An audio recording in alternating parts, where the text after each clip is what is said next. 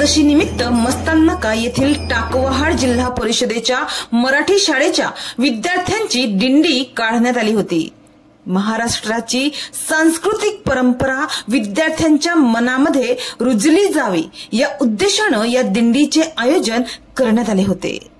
मराठी शाळा ते अंगणवाडी केंद्र अशा प्रकारे काढण्यात आलेल्या या दिंडीमध्ये शाळेतील विद्यार्थी पारंपरिक वारकऱ्यांच्या वेशभूषेत सहभागी झाले होते।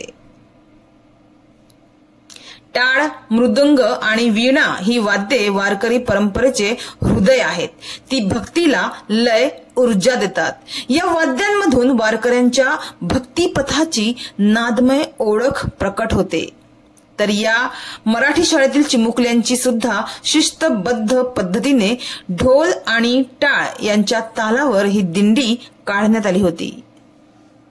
या दिंडीत डोक्यावर पांढरी टोपी, पायजमा, बंडी, धोतर या पोशाखात मुले तर रंगबिरंगी साड्या परिधान करून डोक्यावर तुळस घेऊन मुली सहभागी झाल्या होत्या।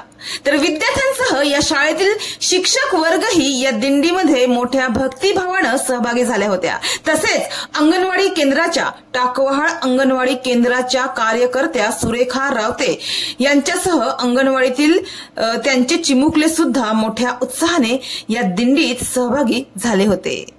खरं तर आज आषाढी एकादशीचा उत्सव सर्वत्र साजरा होत आहे। मात्र आज रविवार आणि शाळेला सुट्टी असल्याने काल शनिवारी 5 जुलै रोजी हा आषाढी एकादशीचा आनंद उत्सव टाकवहाड जिल्हा परिषद मराठी शाळेत साजरा करण्यात आला।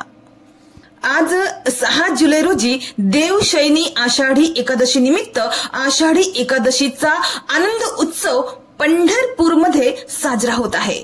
महाराष्ट्राचे आराध्य दैवत विठ्ठल रुक्मिणीच्या चरणी नतमस्तक होण्यासाठी वारकरी पंढरी नगरीत दाखल झाले आहेत।